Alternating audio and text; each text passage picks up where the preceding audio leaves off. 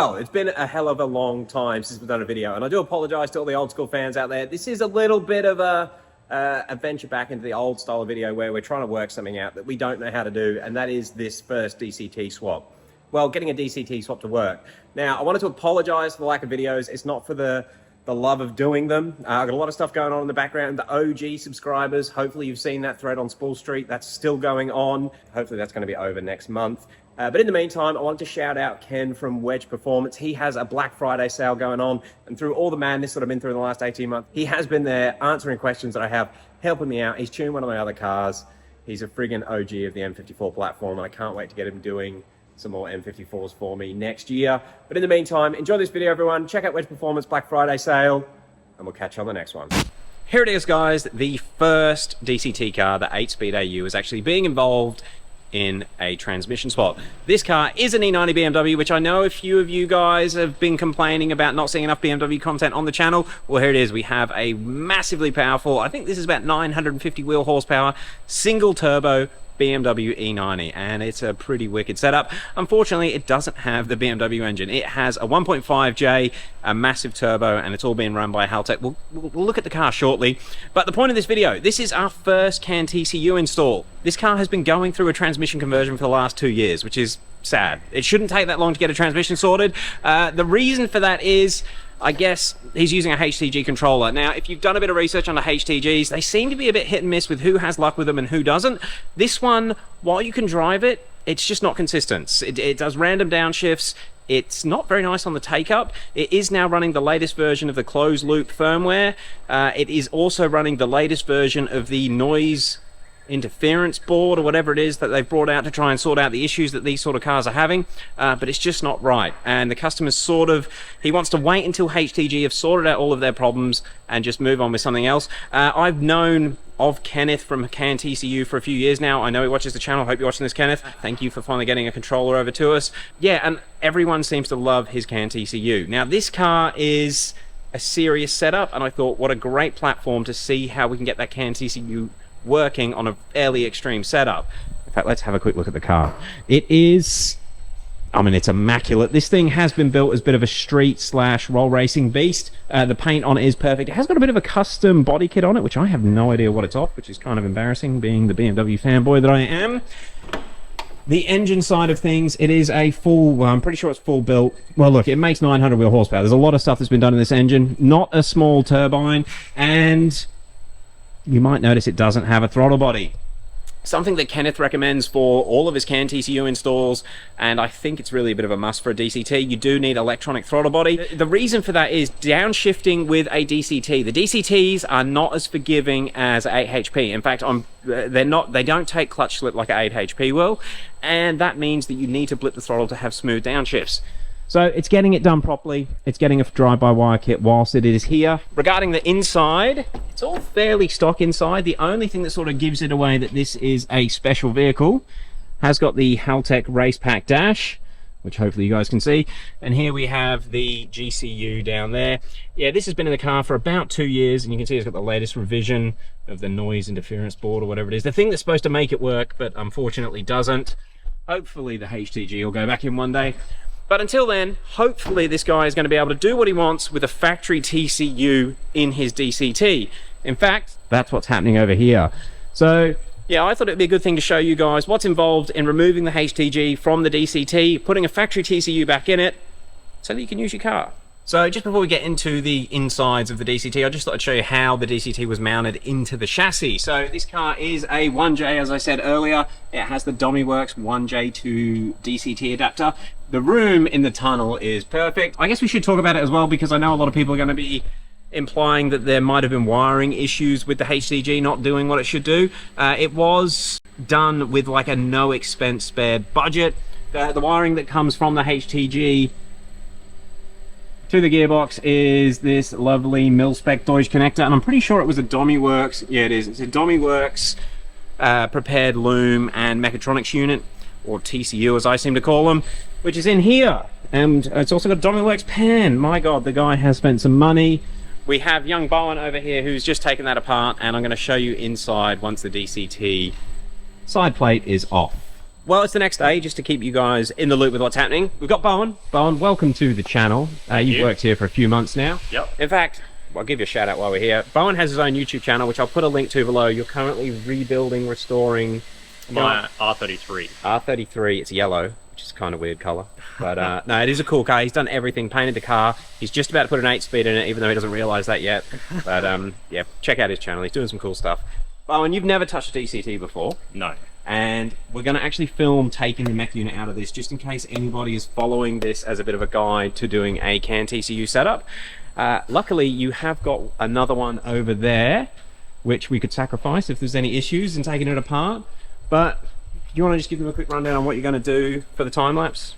Yeah, absolutely. So basically, I've pulled this one apart because this is our spare one, to just get a rundown. Obviously, being my first time, I need to understand how this works before I pull it apart on the one that actually has to go back in the car, so it works when I put it back together. Basically, pulling this one apart, it's actually not that difficult. It's a bunch of T30s to pull the mech unit cover off, which then will give you access to the TCU or mech unit, which is only held in by 5 T27s, and then all these 6 T27s for the, I think they're the clutch fork sensors. And then on the front here, there's a large snap ring that goes in this groove here that holds the front cover in.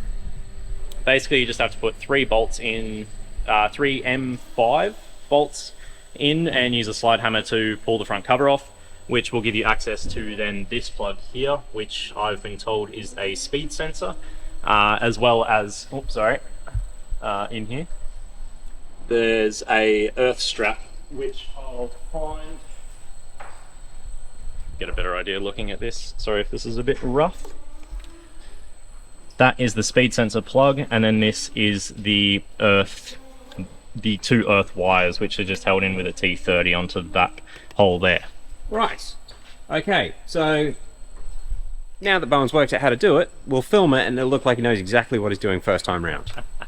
Alright, now, and like I said, we want this to be a guide. So if you've done what this customer's done, where he spent a hell of a lot of money, invested a lot of money into trying to get the current setup to work, all you got to do is get yourself a TCU, swap it into your gearbox, run the CanTCU, and you're good to go. Yep. To the time lapse. Awesome. I see her rolling up, Uber black Cadillac, high heel boots and a sexy body full of tats. Baby's bad, oh baby's hella bad. After her there ain't no coming back. Wanna take a run at that. I think she's feeling me, turn it up a few degrees. My imagination of her body gets the best of me. Oh gosh, she's such a tease, bitten lips, bruised knees. I'm addicted to her, need her touching me, cause she got a bad little waist. And we tearing down this place, off the liquor that we chase. Got some egos to the face, baby, I don't need no space. Okay guys, it's about 2 weeks after that last clip. Now we are here with the E90. It is currently at 12 volt performance down here on the Gold Coast. Now the owner wanted to come here for the wiring for the CanTCU. The CanTCU wiring is relatively simple. Essentially, you're connecting it to the gearbox, to the controller, and then the controller to the engine ECU. You do need to do some wiring with the shifter, which we'll talk about shortly because we learned something in the last couple of days. And the main reason it's come to a professional auto electrician for the wiring is just after the experience that the owner had with the HTG. Quite often there are wiring issues with HTG controllers. This car is wired almost on a no budget basis, and it's done lovely. Let me show you the work that has been done here by 12 volt. We have the CanTCU, it's just sitting in there loose while we work out a few things, and that OBD port is what we use to actually connect to the factory TCU. But this has really been done to like a motorsport spec wiring job, which the GoPro probably doesn't appreciate. So we're getting ready to basically start this up and see if it'll drive. The car has had the drive-by-wire throttle body wired in, so it's now got a lovely Bosch drive-by-wire throttle body, which I think I mentioned at the start of the video is something that Kenneth from CanTCU really wants with his CanTCU installs, just so that you can have proper control of engine torque. Dan? Yes. What are you doing? Just upgrading the firmware in the Haltech at the moment, so we can use the Nexus software, and we'll set up all the tables that the CanFormance TCU needs to do the torque modeling, and then we will try drive it. Okay, all right, well, while you're doing that, I'll just sort of show the people. So this car did have a, I think it's either an M3 or an M4 F-Series DCT shifter in it with the HTG, and you might notice here that it now has an E-Series DCT shifter. The reason for that is the CanTCU is essentially a CAN communication device between the TCU that's in the gearbox and then the engine control unit. Now, with a lot of the retrofits and that sort of thing, you can have any shifter you want. However, we do have an issue with Haltech CAN bus. Now, there are 3 CAN bus units inside the CanTCU, or CAN bus channels, I suppose that's probably the best way to talk about it. CAN 1 and 2 are used for controlling the transmissions, and then CAN 3 is for aftermarket or different style of shifters or different ECUs. Now, one thing that is a big issue with the Haltech is it runs on a megabit per second transfer rate for the CAN bus, and the shifters that we want to use for all the BMW transmissions run on 500 kilobytes per second, so you can't run them on the same CAN bus network. That means that the shifter that we're going to run in this car needs to connect straight to the transmission.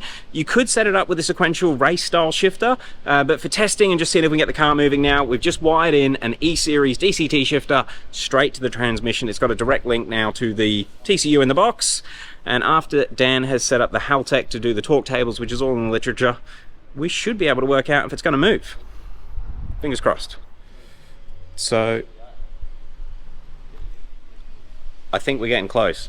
Dan, we'll do it. We're not going to do a full guide on how to set this up, but the literature is really good. Yep. What have you done so far, just quickly? So just jumped on the CanFormance website to their support thing and found this document for the Haltech integration. Basically just followed the steps here, set all that up in the Haltech, which is all done, and we've got data coming across, and pulled in all the data from the CanTCU that it sends to the Haltech as well, so we can see, you know, throttle blips and shift requests, trans temp, gear position, all that sort of stuff on the Haltech, so we can display it on the dash later. So do you think it's going to move? Yeah, it should move. You sure? No. Well, try it.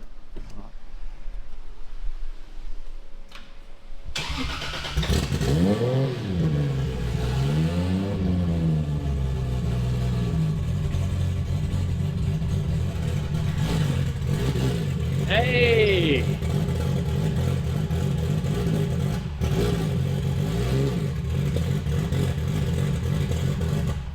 We're getting there. About 3 months on HTG. All right, so this car's got upgraded clutches in it as well, doesn't it? No, this one's still standard. Oh, it is standard clutches. All right, so we've got a bit of work to do. We've got to get it back to the shop. It's got to get the intercooler pipe put back on.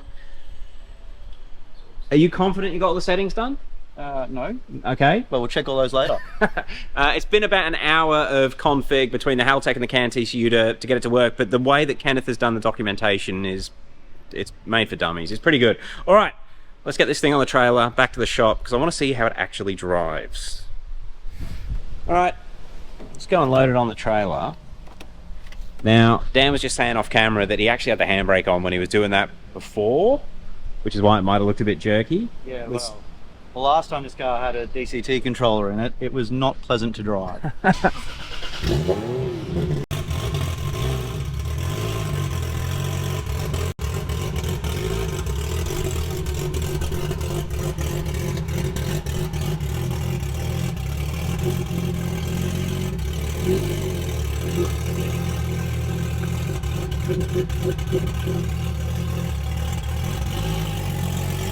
Oh, that's pretty good.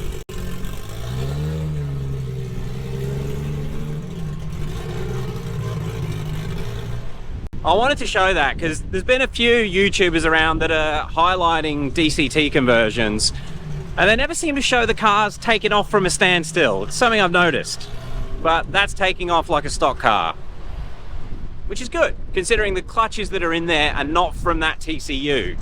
So it's going to have to do some learning, some adapting. Here we go. See if it goes up the trailer all right.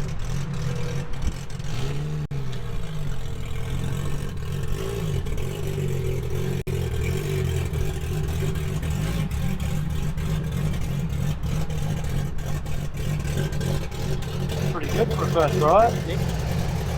I mean, that's successful so far. Has this TCU got the creep on? Yeah, I think a little bit. fine tuning we need to do for the just some of the values that the CanTCU sees, because the Haltech doesn't do a torque calculation, so it's sort of a calculated number. Well, it's on the trailer. I think that was successful. Yeah. It moved, it didn't look too violent. Nah. It was violent with the other controllers. Yeah. Heaps better than before. Heaps. Let's get back to the shop. Alright guys, so we're back at the shop and the intercooler charge pipe is now on. Something that we should have mentioned earlier, the CanTCU does need a output speed, no that's not right, it needs a wheel speed sensor. This one does already have a wheel speed sensor for the previous setup, and it used to have a power glide in there, so we did have to get that connected and set up in the Haltech. That was not done when we drove it the other day. However, and I know it works okay, we've got Bowen back. Bowen, you're back now. You learned the last cut. There is an issue with the CanTCU configuration. I think we've got to work out the power relay. CanTCU does need a relay to keep it on when you power off. It is turning off straight away, so we've got to get that sorted out. Well, I hope you can hear me all right. I'm just filming this on my phone. It's a bit of a last minute thing, and the install of the DCT into this car with CanTCU is definitely blown out a lot further than anticipated. I can't exactly remember what's been filmed prior, but you'll see, well, you guys would have seen it already. But to get to this point where we're at now, to summarize quickly, we followed the CanTCU install guide for the Haltech. There were a couple of things that we had to do differently than the instructions that Kenneth has set up from CanTCU. The instructions are brilliant, by the way, but I think it's something that you should be aware of when you're installing a CanTCU into any aftermarket ECU that doesn't just output a torque figure. So basically this car's VE table is obviously been set up differently than how Kenneth created the base map or the base instructions for the CanTCU install. So we had to modify the torque output table. In the instructions, Kenneth has a 0 and 100% value for 0 to 5 volts, or the fake 0 to 5 volts that come through the I/O. Unfortunately, we ended up having to put a 5-stage table in there, and it wasn't a linear rate of change between 50 Newton meters and 1,000 Newton meters. And I'll overlay that table that we've ended up using on this car. Now we needed to get that right to get it to drive properly. When we first tried to drive this vehicle, after Kenneth had set up his custom firmware on the box, that's another step that I wasn't aware of when we started this video. You do need to get Kenneth to log in and put some custom firmware onto the transmission. That allows us to increase the clutch pressures. It's actually running a modified version of the M3 GTS flash. Keep in mind, this is an E-Series box, so it will be different for F-Series, but with the E-Series, you need to get Kenneth's custom firmware on there. That also allowed us to set up this 335 DCT box and use the M3 shifter, which the customer wanted to do. So he has now got his M3 shifter working, and a huge thank you to Kenneth for doing that. It was a 20-minute process. We'll talk about that in other videos, or maybe in the comment section about how that may change in the future. However, that's where we're at. So we got Kenneth to put the custom firmware on. We modified the torque output table, or the way that the Haltech outputs a voltage that the CanTCU picks up as a torque value, and then we tried to drive it. Now I'm going to play a little video here of when we had this car on the dyno after the test drive, trying to see how the factory clutches that were in that used E-Series DCT box were handling it.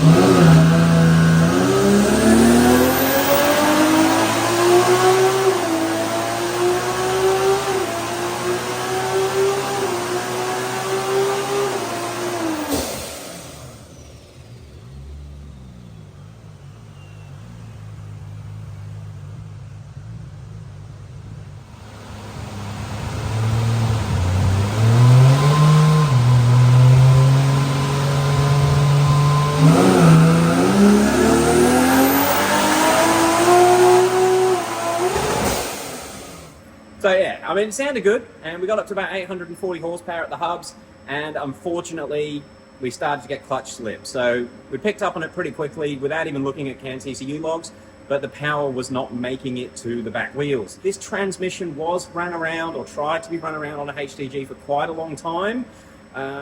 Yeah, so obviously it had some hurt clutch packs. Really at around that 800-900 wheel horsepower, we thought the factory clutches were going to be okay, but they weren't. So that was about 2 weeks ago. The car now has a set of used, and I say used because they're not brand new, but it's a Dodson It's like their stage 1 clutch upgrade. So a factory basket, just with improved frictions from Dodson, frictions and steels, I believe, but still factory basket, nothing over the top, a very light DCT clutch upgrade for one of these boxes, and it seems to drive fine. This is the moment of truth though. Can we turn the power up? Can we get it close to that 1,000 wheel horsepower and see if we get any slip? We're about to fire it up.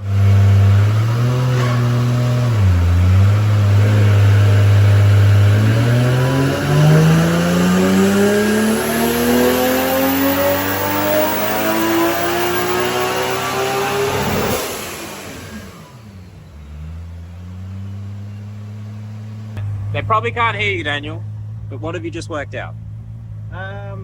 We just did a quick run with the CanTCU and then data logged it on the internal data logger, and this actually looks really nice. And the red line here is our RPM and our engine torque, which is pretty close. Here we've got like 790, the dyno's showing about 810, and the clutch slip stays at 0 the whole time. So all we had to do was put some better clutches in it. Yep. And it's working. And we've got fairly accurate torque numbers. Fairly accurate. So now I'm going to start turning the boost up and see if we can ruin these new clutches. Cool.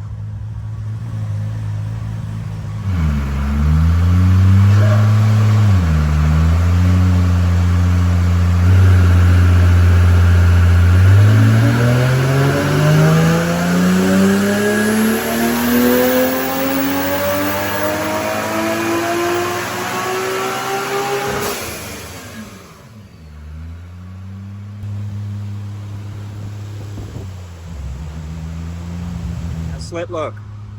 Still at 0. No slip. Nice. Check that our engine torque is still sort of where we want it to be. What are we seeing? 824, 839, 846. Pretty close. Sweet.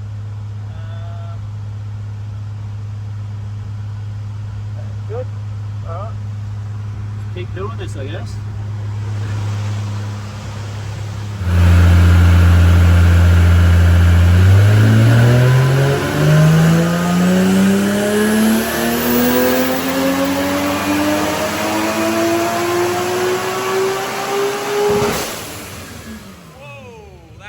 That seemed like a lot of power. 860.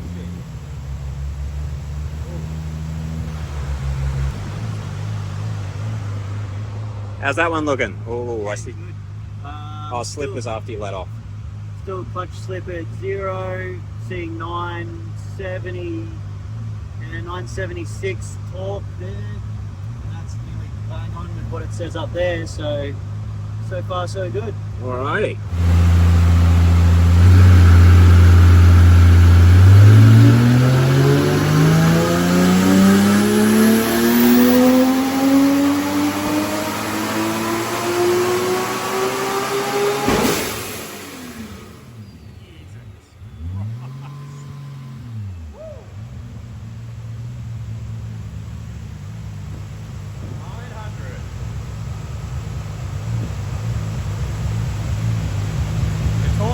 Doesn't look like it's dying off, so it doesn't appear to be slipping at the dyno.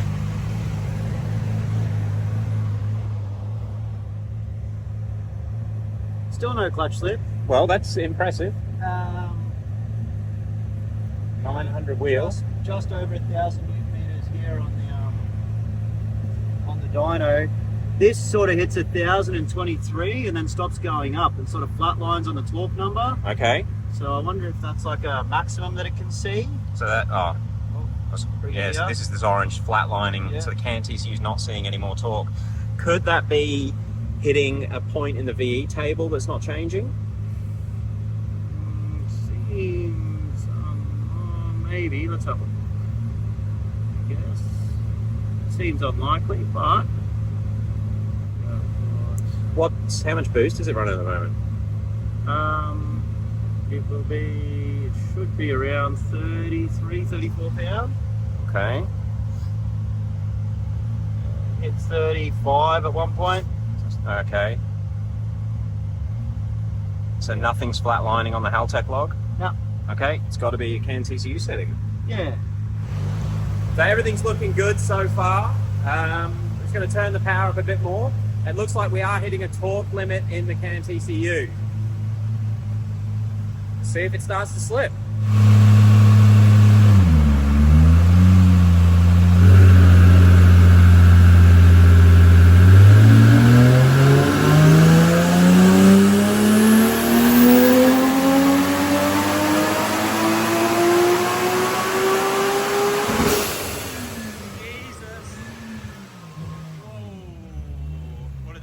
Only 920. All right. Not much more. The graph still looks smooth.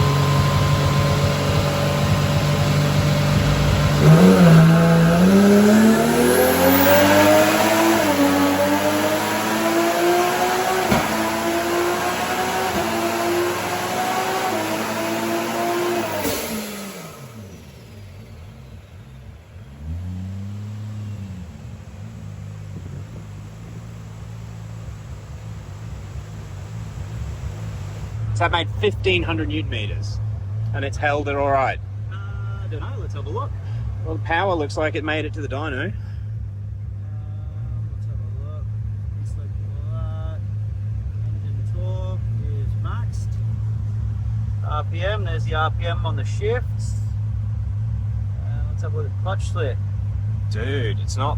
It's On fuck a all. shift. It has to slip to shift. Yeah, so it's like, yeah, most of 20%, which will be well within what it's capable of, and it holds perfectly. Yeah, you're not getting a flare on the shift. Yeah.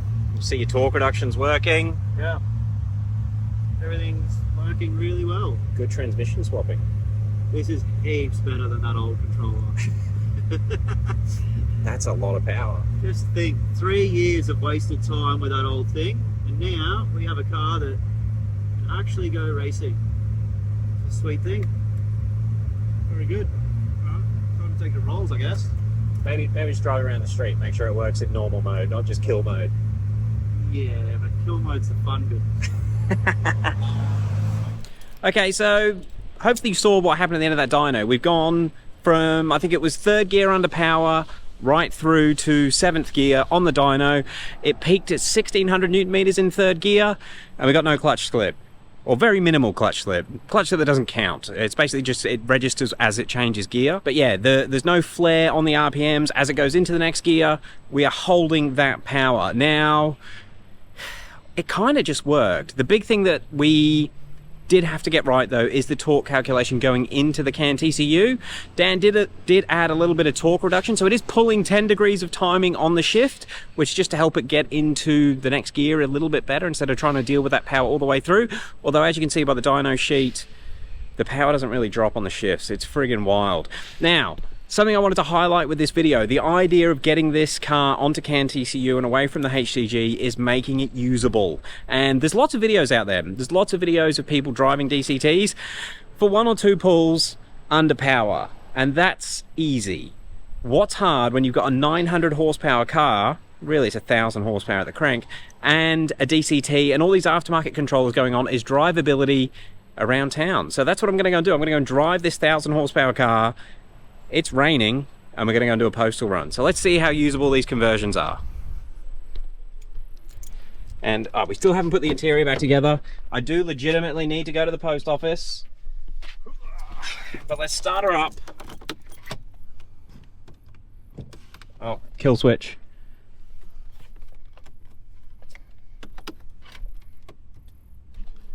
Okay.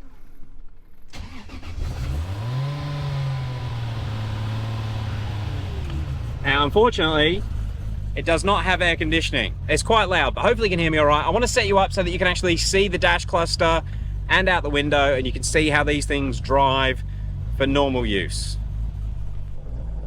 All right, now it did just dawn on me. I'm not sure if you're going to be able to see that dash cluster. It is an old Haltech IQ3. It's not the full color one, but hopefully you can see the RPMs. You can see how I'm driving this car and what it's actually like to drive. All right, guys, so I'm out on the road. I'm in auto mode for the moment. Now this is an automatic for an M3 GTS, so a really high revving. I think they revved about 8,500 RPM, low torque, V8 naturally aspirated thing.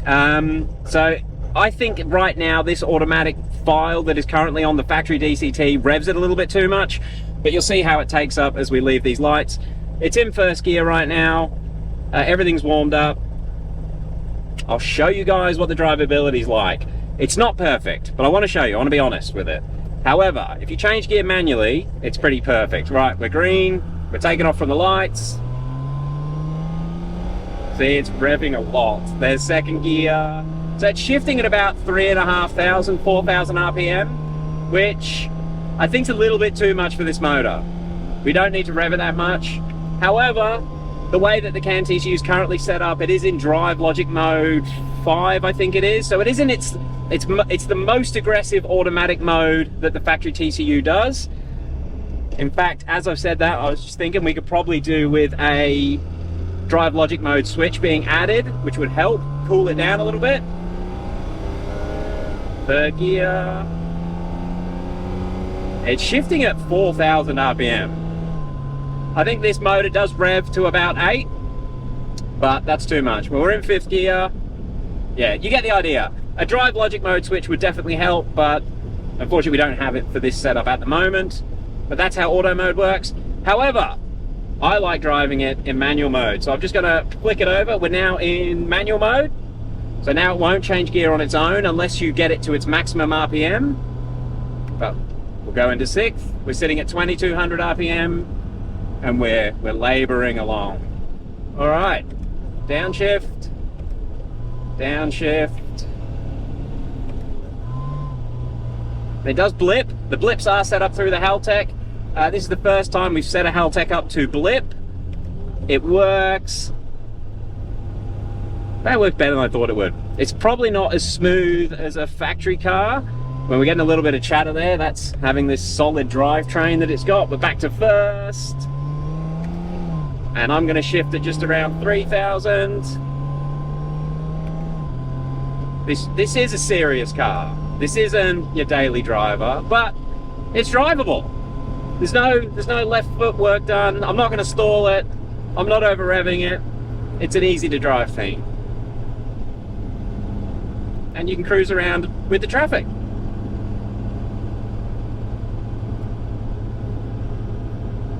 Should we try 7th? 7th, and you hear the chatter from the DCT. Again, solid flywheel, which you'll get that chatter. You get that chatter with a solid flywheel. Unfortunately, back to 6th, back to 5th. This is drivability. It's a 1,000 horsepower DCT. It's pretty good. It's pretty good. And it works, which is a lot more to be said than what it would do before. All right, hopefully you've seen enough. I just wanted to be honest about what these things are like to drive on the street. Again, everyone likes showing off the flat out footage. You can't really do that in this car because it's not going to get grip on the street with this much power. Yeah, that drive-by-wire trying to keep it idling.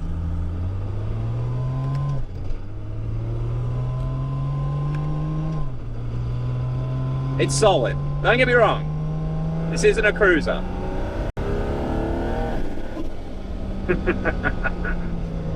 She's nice. You just trying to manage a 1,000 horsepower car with a manual. Obviously you'd have to have a very heavy clutch, and it doesn't matter who you were, you're not going to be able to drive it around as comfortably or as easily as the driver as what you can with this thing. It's pretty good. And you definitely, you wouldn't take your 1,000 horsepower manual to do a post run, or even a turbo 400, something with a torque converter to handle 1,000 horsepower. It's just too much work. There we go. Downshift. Actually, I wonder what happens if I don't downshift. Will it auto downshift in manual mode? Yes, it will. All right, it does look after you. So we've gone down into first gear.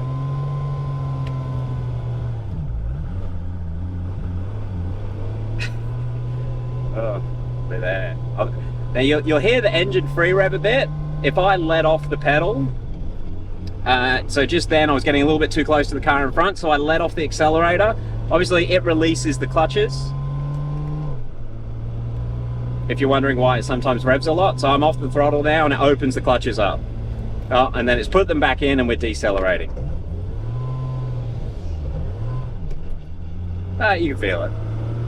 I gotta say, this would be a lot better to drive if he had some sort of dampened flywheel, some rubber mounts somewhere in the drivetrain, but it's not too bad. It's not too bad at all. And nearly at the car park.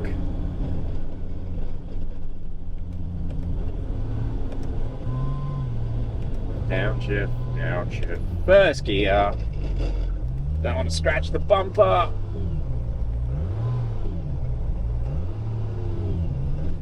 Don't get me wrong, you can tell you're not in a family 2-litre diesel here. But reverse parking, and we're in. The drive-by-wire might need some tweaking. It's certainly revving a little bit more than it needs to. The cams aren't that big, buddy. That's something for Dan to fix. He's got to dial in the drive-by-wire still. Is she going to come down? Gearbox is just in neutral now, but the Haltech is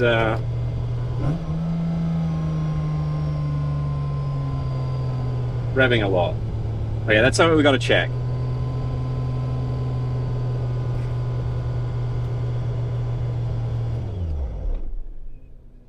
But we're here. So, I'd say it's pretty successful. So, aside from, I think the idle settings need to be tweaked a little bit. That's probably the longest drive it's been on since the last time the Haltech was fettled with. But that's what we've got to work out. But as far as the transmission goes, it's pretty harsh in this car. But again, everything is solid mounted. The engine is solid mounted, the gearbox, the diff. It's a solid one-piece tail shaft. There's no rubber in the drivetrain. This thing is set up to manage 1,000 horsepower, and I gotta say, it's not too bad to go and do your post run in. In fact, I'd say it's probably easier to drive than the Powerglide O'Reilly car that we had, just with that open converter always making a lot of noise. This thing works. I'd love to show you some footage of it putting the power down, but it's not going to. There's no way, even with semi-slicks, 1,000 horsepower is not going to work on the street at any sensible speed. However, the owner will be taking it roll racing, and I will try and join Nashi for some roll racing action when he gets it on track. But for now, you've probably worked it out, we are selling the CanTCUs. This has come about initially just to help the guys that have got that HTG controller and they can't get it working, and there seems to be a lot of people. So you now have an option to get your DCT retrofitted car running with a CanTCU. We've gone through it with a Haltech. I didn't get into too much of the technical stuff in this video because it really only relates to Haltech, but if you buy it through us, we are there to help you set it up with the Haltech integration and help you through the process. The main thing that I wasn't aware of before we started this conversion that I am now aware of, with all of the E-Series DCT swaps that you do with CanTCU, you will need to get Kenneth to remote in and set up the factory file on your DCT. So he does put a custom firmware on the DCT. Again, that helps it manage the higher power levels that something like this is doing, and also helps a little bit of the integration between the CanTCU and the factory TCU. But he does it for free. That doesn't cost anything. It's just a process that you do need to do before you go for your first drive. With the DCTs, I better get this clarified, but definitely with the E-Series DCTs, you do need a speed sensor. You need a tail shaft sensor, speed sensor, or a wheel speed sensor to feed the factory TCU information on road speed. Unlike the 8HPs, they don't have an internal output speed sensor, so it is crucial that you can feed it road speed data so it knows how fast the output shaft is spinning, which I guess is going to be important for managing clutch slip and all that sort of stuff. But aside from that, CanTCU, if the engine ECU is in the supported list, you can control your DCT and get your cars working again. Yeah, and we're pretty good. I think I touched on it a little bit before, but this gearbox was originally connected to the HTG. They had a lot of issues with it. He had all the upgrades that he could get from HTG to make it work, and it was never right. The time that they spent trying to get that working may have damaged the original clutch packs. Ultimately, this thing, again, it's 1,000 horsepower at the crank. It needed some Dodson clutches in it, and that dyno pull where it goes through all the gears, it hits 1,600 Newton meters. So we're putting some power through it, and no slip on the dyno. So I just want to see it running. I just want to see it at the track going. Guys, any questions about the CanTCU, hit up 8speed.au if you're going to buy it from those guys, which is us. Yeah, any general questions about doing a swap, hit me up in the comments. You'll get a general answer. You'll get a general question answered in the comments faster than an email. Yeah, I'm happy. I'm happy to sell these units. They're gonna be good. I kind of want to try a CanTCU with 8 HP now. I guess that's next in line. Coming soon. Drive safe, everybody.